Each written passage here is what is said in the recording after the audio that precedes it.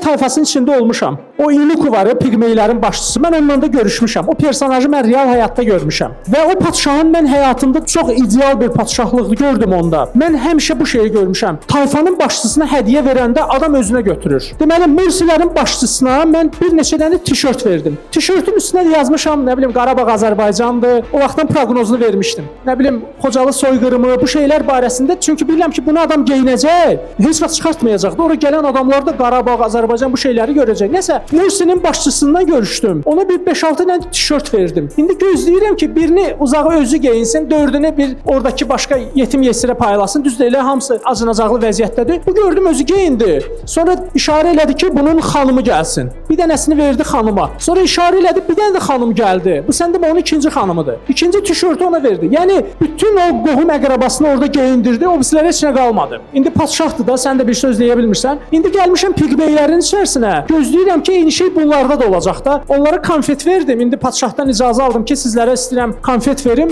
Gözlədim ki, indi 80%-ni özünə götürəcək, 20%-ni oradakı o kasıb-küsuba paylayacaq. Baxıb gördüm ki, bu həmin o Inuku, hansı ki, o mən yeməli deyildim, onu mən təsvir eləmişəm. İşarə elədi, hamısı bir cərgə ilə düzüldü və özü başladı bir hamısına paylamağa. Və sonunda gördüm ki, özünə heç nə qalmadı. O qədər təsirləndim. Dedim, o bu doğrudan ədalətli padşahdır. Heç nə olmasa da hər şeyi başqası ilə bölüşür. Sonra düzdür, mən bunu kənara çəkdim. Dedim, o revizorun payından sənə istəyirəm bir özəl hörmət eləyim. Nəsə bir şirniyyat zad vardı, verdim. Bu adam yenə də onu payladı.